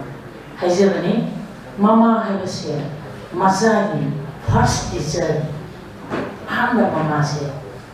ako'y masagi ng tadi ahamba waja si mama ne next up school yung waja na tuwing mama na luwin mo si disda tambira na mari pera tata mari tampa ta layla si disda tambira na mama si yang na doon nagawi ano na pwede pungapang damdam asina sa gagawin siya na wangi na hay basi pungapang damdam siya ako na ipa ko yung kubi ima ko yung ima siya cinematic mother country and hay si mas yang important oy ada na masaya Amerika masya sina maki mama na to sa ko na mana mama ni minsan mama na to mo tawag minsan ni mana Mother's Day tawag siya mata asum la na ay ko yung so yung sin positive day siya yang chidagi di ne June ni Father's Day na ulay adagi March ni panda na agi Ladies Day agi Women's Day na nasmana lele masing sukumatik yan lele ulit ana begitu bahwa Alzheimer's Day, Diabetes Day, kidney transplant, atau kidney day, yang jadi macam-macam yang lain. Dulu pernah masih lagi, hari malu ima hayasin, mama hayasin apa yang lalu mana sahal dulu pernah motor, masari dan tasari hayasin harga sahal pengai mayau sahaja. Mama lagi berbising di macam yang napoi aduga, lagi Sajang ini lebih memtasi masa tarang ribu mama tentang main masa tarang merisi tarang merisu bersih pokok jadi memtasi krisis 14 children ni mampu isi dan merisu masa si pokok dah MOS hatar rumah lagi dah ada masa ini sajang yang mari dah kali mahal duta semua duta ini missing masa si yang boleh masa si yang pokoknya lebih dihasang si jadi sulit. Aduh, habis lagi hari apa kerja atau kan jadi angan si yang pokoknya aku ni konsiroda. Jadi tadi aja si gimana mantas. Yang nama tadi aja masa dah meri pokok aja. Kalau dah kerja ni waktu tu kenum tahu jadi pun sana pada masa dah meri pokok last daughter si pokok dah masih juga masih yang udah disudi hadir masih ini pergi macam pokok sih tahu lang kemana yang Jackson dah berada dia lain pokok siawi aduh kita dah kita singai udah buat mereka buat aduh mbak tataran mau puriba mama sing asibu nunci dana old age home masih nomor yang kalau besar masih ekor yang lebih tinggi ini Hai Malemgee mama na masai or pada sibu masai or bersama tu boleh na kau sampai na yor pada dia na permana hai si so nanti wah ni yor macam si macam nak mu coba kan mama dan ꯅꯨꯡꯉꯥꯏꯍꯟꯕꯒꯤ ꯃꯍꯨꯠꯇ old age ꯍꯣꯝꯗ ꯊꯝꯕꯤꯔꯦ ꯍꯥꯏꯔꯒ ꯃꯁꯤꯗꯩꯁꯤꯗ ꯁꯤꯔꯐꯥꯎ ꯃꯆꯥ ꯂꯥꯛꯇꯕ ꯌꯥꯎꯔꯤꯑꯕ old age ꯍꯣꯝꯁꯤꯗ old age ꯍꯣꯝꯁꯤ ꯅꯣꯡꯃꯒꯤ ꯁꯨꯝ ꯌꯥꯝꯈꯠꯂꯛꯏ ꯑꯗꯨꯅꯗꯤ mother's ꯗꯦꯁꯦ ꯑꯩꯈꯣꯏ ꯑꯁꯨꯛꯀꯤ ꯃꯇꯤꯛ ꯑꯦꯋꯥꯔꯅꯦꯁ ꯄꯤꯕ ꯁꯤꯒꯨꯝꯕ ꯄ꯭ꯔꯣꯒ꯭ꯔꯥꯝꯁꯦ ꯑꯩꯈꯣꯏꯅ ꯌꯥꯝ ꯇꯣꯏꯅ ꯄꯥꯡꯊꯣꯛꯄ ꯃꯊꯧ ꯇꯥꯏ ꯅꯣꯡꯃꯇ ꯅꯠꯇ꯭ꯔꯒ ꯅꯨꯃꯤꯠ ꯅꯤꯅꯤꯒ ꯄꯥꯡꯊꯣꯛꯇꯅ ꯃꯁꯤꯗꯩꯁꯤꯗ ꯑꯩ ꯀꯩꯅꯣ ꯇꯧꯏ ꯍꯥꯏꯅ ꯈꯟꯖꯖꯩ ꯑꯗꯨꯒ ꯃꯃꯥꯕꯨ ꯌꯥꯝꯅ ꯅꯤꯡꯖꯕ ꯃꯆꯥꯁꯨ ꯌꯥꯎꯏ ꯏꯁꯣꯔ ꯆꯟꯗ꯭ꯔ ꯕꯤꯗ꯭ꯌꯥꯁꯥꯒꯔꯁꯤꯗꯤ ꯉꯁꯥꯏꯒꯤ ꯃꯃꯥꯅ ꯃꯥꯁꯤ ꯑꯁꯨꯛꯀꯤ ꯃꯇꯤꯛ ꯂꯥꯏꯔꯤꯛ ꯇꯝꯍꯟꯗꯅ ꯈꯣꯠꯇꯅ ꯃꯥꯅ ꯂꯥꯏꯔꯤꯛ ꯄꯥꯔꯛꯄꯁꯤ ꯑꯦꯂꯦꯛꯇ꯭ꯔꯤꯛꯀꯤ ꯃꯩꯉꯥꯟꯗ ꯄꯥꯔꯤ ꯍꯥꯏꯔꯤꯅꯤ ꯑꯩꯗꯤ ꯑꯁꯨꯛꯀꯤ ꯃꯇꯤꯛ ꯅꯝꯈ꯭ꯔꯕ ꯑꯗꯣ ꯃꯥꯅ ꯊꯕꯛ ꯇꯧꯕ ꯀꯥꯟꯗ ꯃꯃꯥꯒꯤ ꯁꯥꯔꯤ ꯑꯃ ꯐꯤ ꯑꯃ ꯂꯩꯕ ꯃꯇꯝꯗ ꯅꯪꯒꯤ ꯍꯥꯟꯅ ꯇꯧꯈꯣ ꯏꯃꯥꯏꯗꯤ ꯈꯪꯒꯅꯨ ꯅꯪꯒꯤꯗ ꯍꯥꯟꯅ ꯇꯧꯈꯣ ꯅꯪꯒꯤꯗ ꯍꯥꯟꯅ ꯇꯧꯈꯣ ꯍꯥꯏꯕ ꯑꯗꯣ ꯃꯃꯥꯁꯤꯅ ꯃꯥꯒꯤ ꯂꯥꯏꯔꯈ꯭ꯔꯕ ꯃꯆꯥꯅ ꯂꯥꯏꯔꯤꯛ ꯇꯝꯕ ꯉꯝꯗꯕ ꯀꯔꯤ ꯀꯔꯥ ꯇꯧꯕ ꯀꯥꯟꯗ ꯏꯃꯥ ꯏꯕꯨꯡꯉꯣ ꯅꯪꯅ ꯄꯩꯁꯥ ꯄꯥꯏꯔꯕꯗꯤꯅꯦ ꯁ꯭ꯀꯨꯜ ꯑꯃꯇꯪ ꯁꯥꯕꯤꯌꯨ ꯀꯥꯏꯅ ꯍꯥꯏꯔꯛꯑꯦꯕ ꯅꯪ ꯑꯩꯉꯣꯟꯗ ꯅꯪꯅ ꯐꯖꯕ ꯁꯥꯔꯤ ꯑꯃ ꯊꯣꯟꯕꯤꯕꯒꯤ ꯃꯍꯨꯠꯇ ꯅꯪ ꯁ꯭ꯀꯨꯜ ꯑꯃ ꯁꯥꯕꯤꯌꯨ ꯑꯩꯈꯣꯏꯒꯤ ꯈꯨꯡꯒꯪꯁꯤꯗ ꯌꯥꯝ ꯂꯥꯞꯅ ꯁ꯭ꯀꯨꯜ ꯇꯝꯃꯤꯕꯁꯦ ꯃꯁꯤ tamba namjana bagi demata nang pesa le bagi dumpa school tang sari di hospital ta lakna satana le mayam do hospital ma le happy wan hai ai demata di ai sketcheri se sina ai adum ai ya hai an nang ima bu siragi kunga sibu siragi sigumba school lama sigumba lines ma sari ni ma sa hai hai si mama ya thang se na to mama ya thang si mana ma ke to nei soja na pidya si ho se ai koi na ya na tam jana pham koi ma amo ko mari ke no si ari mana ma palan na wa na sa pa da puli ma theng na ka da puli tu na puli na te pe di ina pa mama na no do wa ta wala ko da mana puli na ko di ba mari ya re masa adu pa si pu na no da ta ada yang saya suruh sana, kada, tapi dia ada pun pokoknya itu. Mandi ada juga foto yang pilih. Kau nak bawa dia, apa yang nak bawa dia? Ekoi tahu ni harusnya juga soalnya dia mana tahu ni nak ni do. Asyik pun yang sokok terba pilih. Wakalon ekoi dah message yang mana pilih lagi mana balik lagi. Oh, aduh nak kalau mau mana, mama apa ni raya dah. Oleh Honda lain, yang lain Manipur ada lagi oleh Hong China dari si Malemgee asi nupi sulai nupa mayam ini nupa kasi oleh Honda lagi kasi khande anda lagi siang bagi rel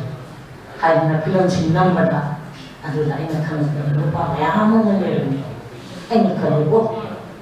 mà qua ai cũng được ba chất bút nông được ba tại vì cái một bài là chất rồi chơi bài rồi chất rồi adu mà gì đây là mình anh em đấy ta thấy adu là gì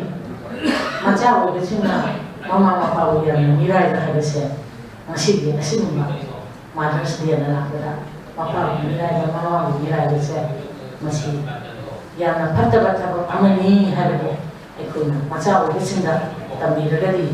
ada benda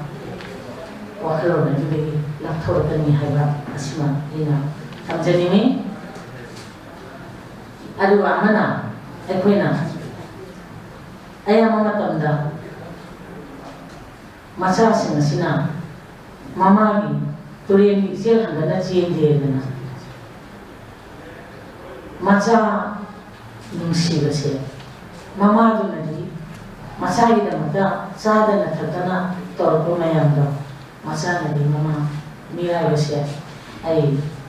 no dia asum. Aku Manipur project tadi ayah nak ajar dia. Ayah senyata menyata cacar bujuda ayah kanjar ini. Aduh masih yang lagi dia nak kali anu sudah na song kali tapi mapa untuk yang mama untuk juga sih aduh aina tamjar pada aina kanjar pada dia ꯑꯩꯈꯣꯏꯅ ꯀꯔꯤꯒꯨꯝꯕ ꯂꯨꯄꯥ 1,000 ꯑꯃ ꯇꯥꯜꯂꯒꯗꯤ ꯂꯨꯄꯥ ꯑꯃꯈꯛꯇꯪꯗꯤ ꯗꯥꯟ ꯇꯧꯅꯅꯕ ꯋꯥꯈꯜꯂꯣꯟꯁꯦ ꯑꯩꯈꯣꯏꯒꯤ ꯄꯨꯛꯅꯤꯡꯗ ꯂꯩꯌꯨ ꯍꯥꯏ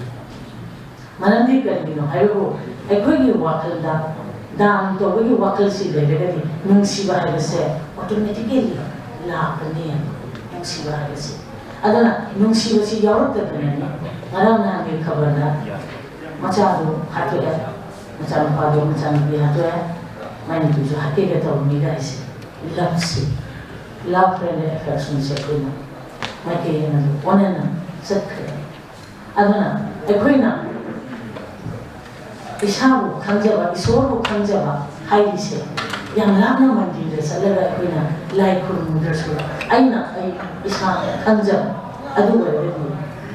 ꯏꯁꯥꯁꯦ ꯑꯩꯒꯤ ꯑꯥत्माꯁꯦ ꯑꯁꯤꯅꯦꯕ ꯏꯁꯣꯔꯁꯦ ꯑꯩꯒꯤ ꯑꯥत्माꯁꯤ ꯏꯁꯣꯔꯅꯤ ꯍꯧꯖꯤꯛ ꯌꯦꯡꯕꯤꯌꯨ ꯑꯩꯈꯣꯏꯅ ꯊꯦꯕ ꯃꯀꯣꯛ ꯑꯃꯒ ꯃꯤ ꯃꯀꯣꯛ ꯑꯃꯒ ꯕꯖꯥꯔꯗ ꯑꯝꯇ ꯌꯣꯟꯕꯤꯌꯨ ꯁꯤꯠꯀꯗꯣꯔꯤꯁꯦ ꯊꯦꯕ ꯃꯀꯣꯛꯇꯨ ꯁꯤꯠꯀꯅꯤ ꯃꯤ ꯃꯀꯣꯛ ꯁꯤꯠꯂꯣꯏ ꯃꯤꯁꯤꯗꯤ ꯃꯥꯒꯤ ꯑꯥत्माꯁꯤꯕꯨ ꯌꯥꯎꯗ꯭ꯔꯒꯗꯤ ꯀꯔꯤꯝꯇ ꯃꯃꯜ ꯂꯩꯈꯤꯗ꯭ꯔꯦ ꯃꯤꯒꯤ ꯃꯃꯜꯁꯦ ꯑꯁꯨꯛꯀꯤ ꯃꯇꯤꯛ ꯂꯩꯇꯦ ꯑꯥत्माꯁꯤꯕꯨ ꯌꯥꯎꯗ꯭ꯔꯦ ꯑꯗꯨꯅ ꯑꯩꯈꯣꯏꯒꯤ ꯕꯣꯗꯤꯁꯦ ꯃꯁꯤ ꯑꯩꯈꯣꯏꯅ ꯇꯦꯝꯄꯜꯅꯤ ꯂꯥꯏꯁꯪꯅꯤ ꯑꯗꯨꯒ ꯑꯩꯈꯣꯏ ꯑꯥत्माꯁꯦ ꯁꯤꯅꯤ ꯑꯩꯈꯣꯏꯅ ꯃꯅꯨꯡꯗ ꯂꯥꯛꯏꯕ ꯏꯁꯣꯔꯁꯦ ꯑꯗꯨꯅ ꯑꯩꯈꯣꯏꯅ ꯈꯪꯗꯅ ꯀꯔꯤꯒꯨꯝꯕ ꯑꯩꯅ ꯄꯣꯠ ꯑꯃ ꯍꯨꯔꯥꯟꯕ ꯀꯥꯟꯗ ꯃꯤꯗꯤ ꯎꯍꯧꯗꯕ ꯌꯥꯏꯕ ꯑꯗꯨꯕꯨ ꯑꯩꯗꯤ ꯈꯪꯉꯦꯕ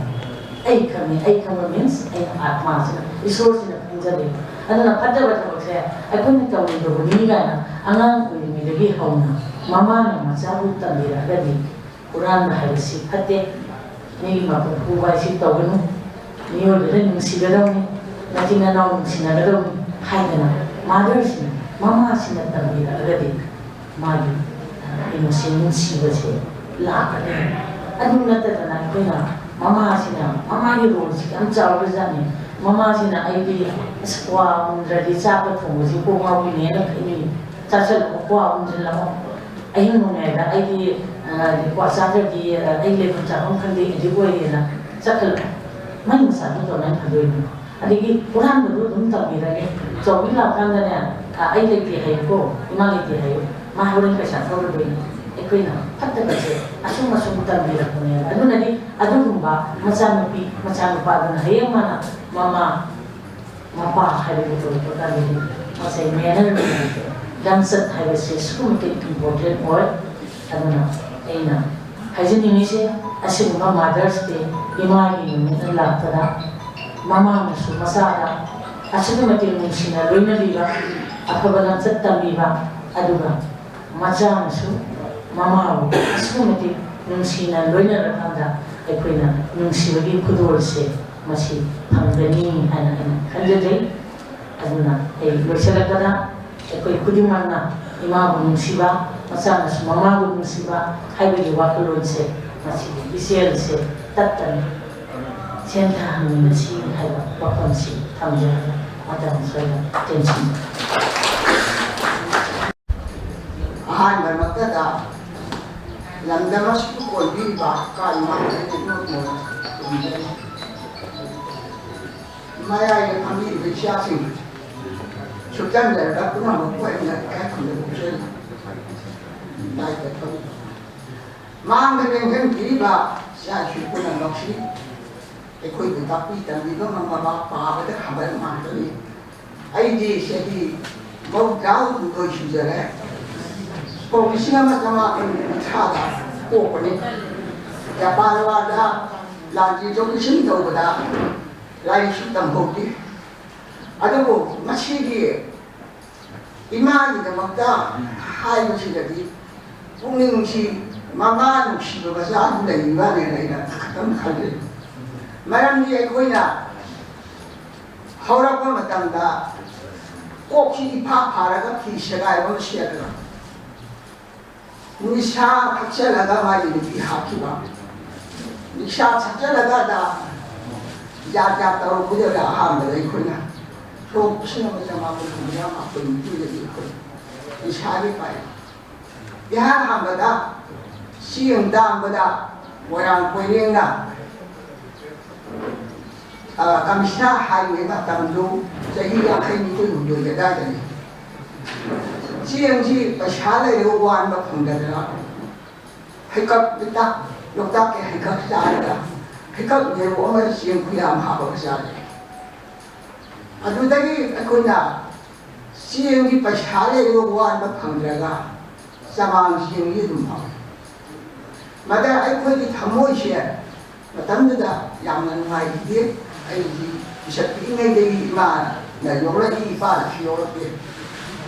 Macam tak, kau sampai paman nampi sing sih ada sih gini, macam bikin diwani. Madai warak paduna, sampai jawab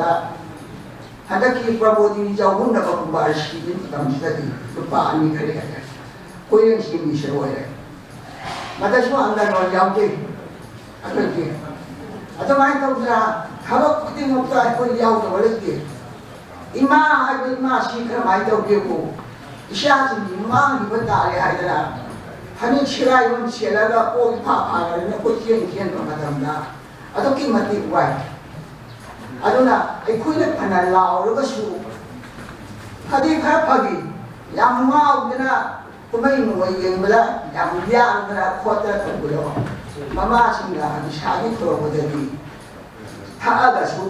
ไอ้คนกูจะคิดถึงคนคนเนี่ยก็ยังมีใกล้คนนั้นนะมาไม่ได้ที่ใกล้คนนั้นเป็นตัวเลยมาอย่างที่นั่นเลยนะว่าอดูมาตั้งแต่ที่โชคมัน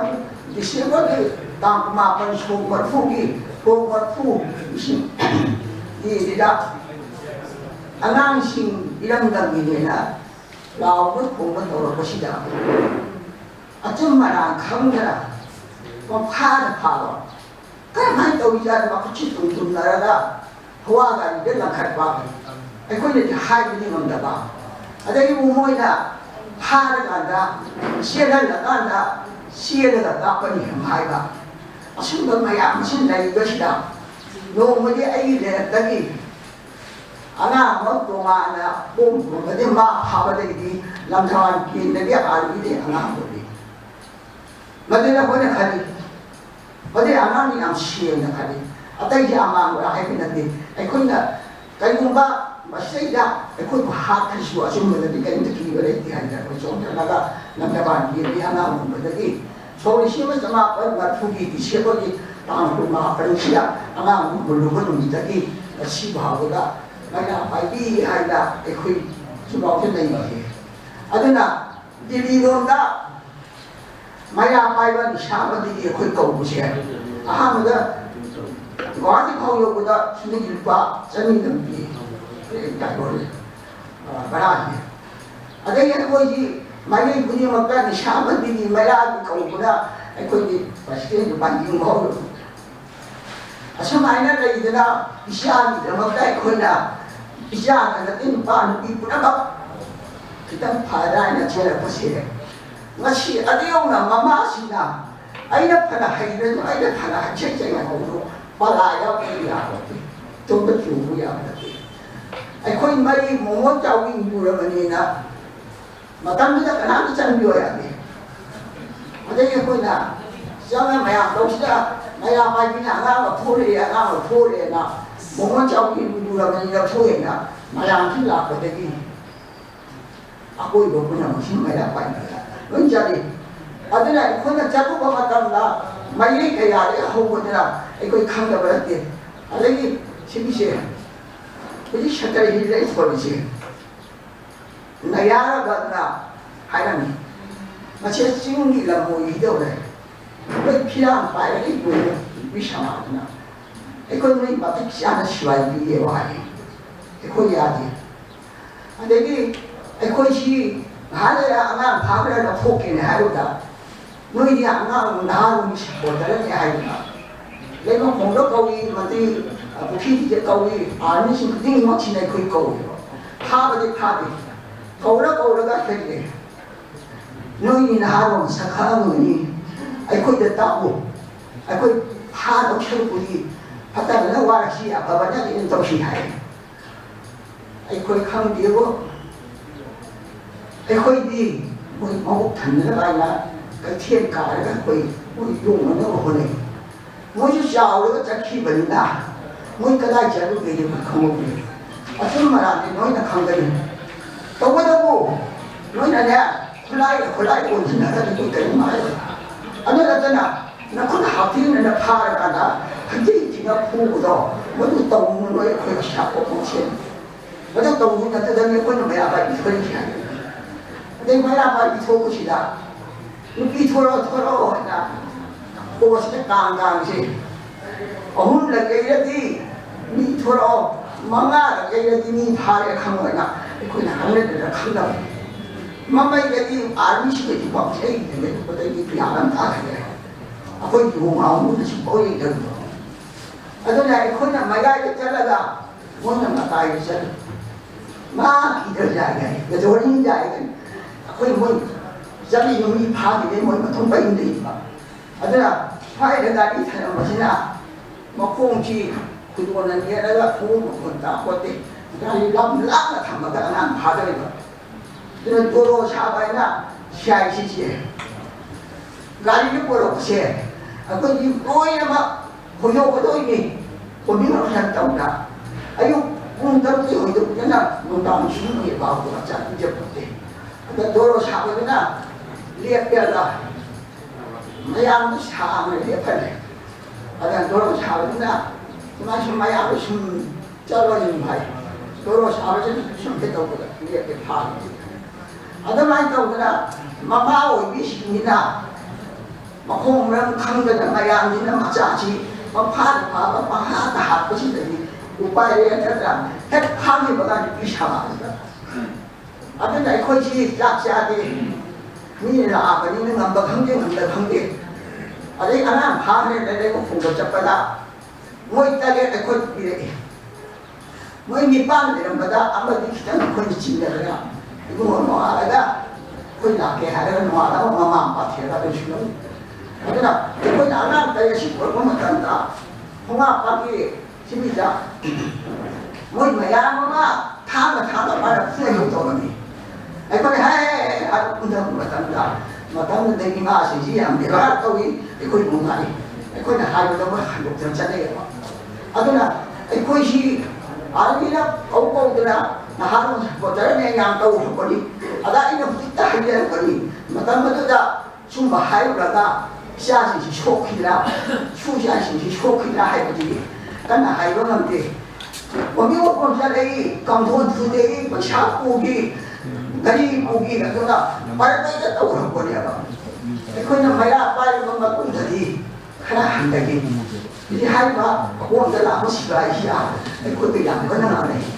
Aku ini dia bukan sebuah kota yang bicara dengan baik. Atau mereka yang buat mana pasien, masih dalam masih lagi jadi dia, masih ni masih ibu hai bawa hai intan, aku ini dapat tertarik dia ni. Aku ini mengajar kami, aku ini lagi yang sih dia, aku mana ada aku tanda tanya, aku masih dia. Aduh, aku ini macam kunci, aku kunci pasal pamu. 이왕 샤가 부시물이라고 와. 아드나 밤도 하리미야나. 아드나 무지 자신가 마마디 되었다. 이마 파와 마하이시야. 마마양 파람이. 마마가 마자가 이 누시는 마마이 콩다면 요어가. 아도 시기 차라가나. 거기 버다이니 후지 땡겼게 하이번 샤시나 마부해 복잡하면 단자 복귀리 봐. 마마도 닥쳐다가 놓고 뭐통도 하고는 맞아 무슨 가게들 누렀다가 신은 마마가 그러면 무시는 거이 뭐 무시바 이거 제 담비고야 이게 담모이 보고도 이거 무시지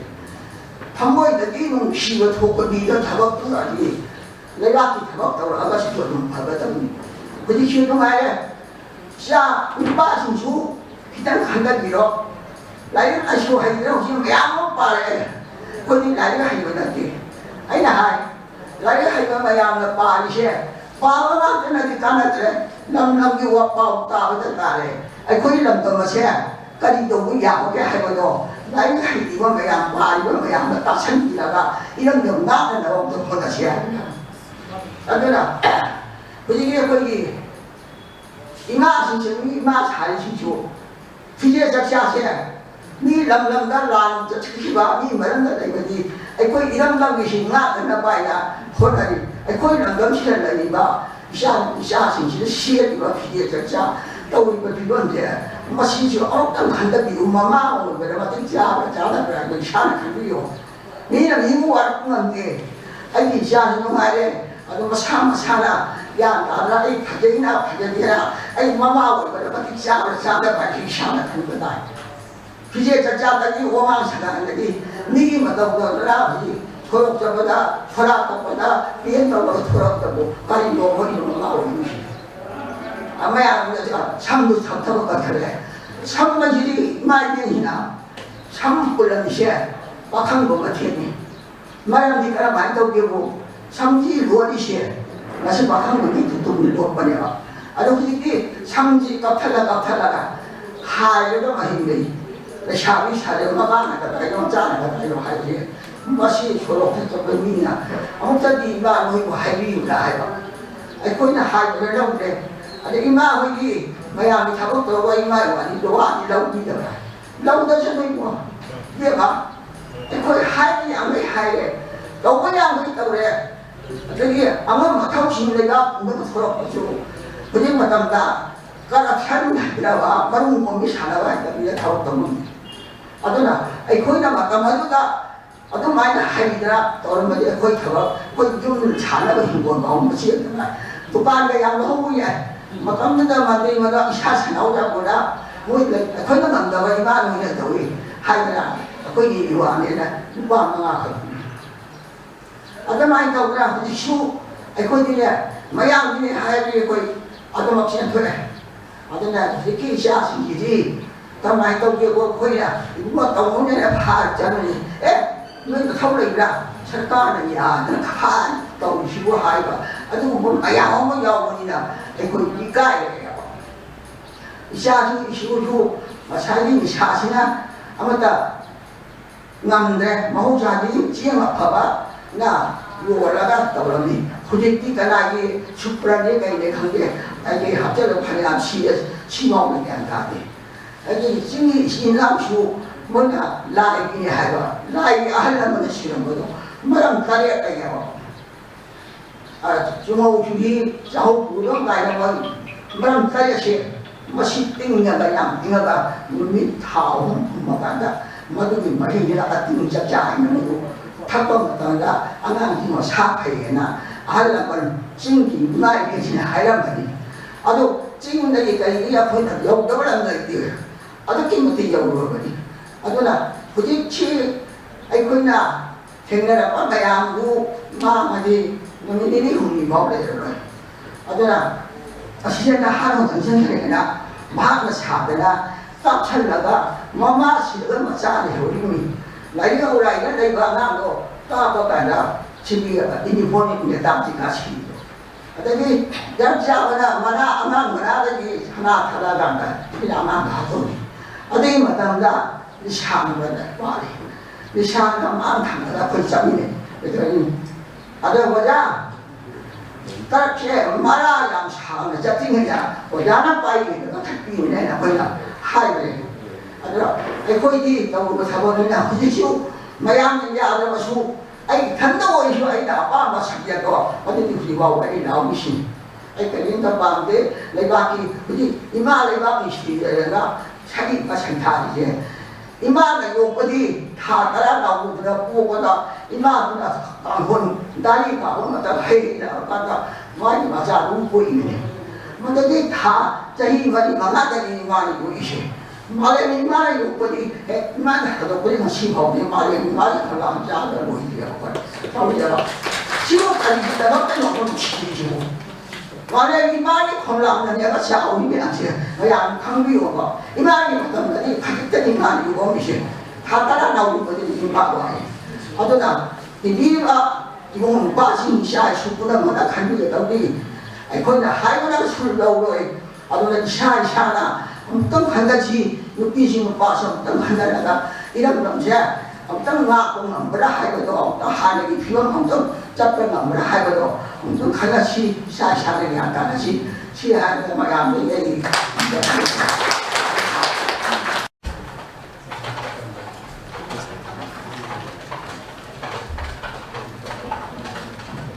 Nasi yai for Khorilongee level open asida Apunba Khorilongee Malemgee lukna Malemgee imagi ningsing padan gamari lenana lapiri pakudi mapu Apunba Malemgee Khorilongee lukna kai hunjari amal thagat photok jabagalena nasi chief guest ki phamang ningsing biriba mingoi panjarabada RK Ajit Sharma former chairman ULFO Kangleipak agak untuk seri maka pada Presiden di Apunba election beriba Ajit Sharma Khaidem Secretary Yaibrian Trust itu ikon agak jauh untuk seri Chief Guest of Honor di Apunba election beriba Abu Yais Rasmani Presiden Lufi Samas itu ikon agak seri Guest of Honor di Apunba election beriba KSS Subadini Presiden Lekpon Kusu Kumona Agak untuk seri Masinga Loyana Resource Person Election Biriba Mingwin Fanjarada Ozael Offenders Ram Kusu Kumona Agak untuk Loyana Nasigi Tora Masibu Kapungpan Biriba Miamda Miyeng Tahan Biriba Amadi Araba Amadi Anak pada Uhan Biriba Amadi Tahan Biriba Frinen Mediagi I isin housing yang masih busur kumon agak jauh untuk saya. Thank you. Asigum lebat sing yang lebat Malemgee maki. Ini asi palan tawa sida Apunba Khorilongee Malemgee lukna sinjari ba asida. Lemberi lebat konser di sistem asina tawa Miriba anak pada menjadi Arab pada lagi dua pulau pun. Sinjak langgar itu singi mereka lagi. Sana sampai kumar mereka. Nasi thorna untuk cari bagi sama. Pulau tu amukah hendak kerja begal lagi na. Nasi ekor di thorna putih ayah belajar lah. Nasi berubah cingnya dulu. Thorna nasi matang nasi sinjak haya. Pulau tak kerja begal lagi pulau tu amak kerja.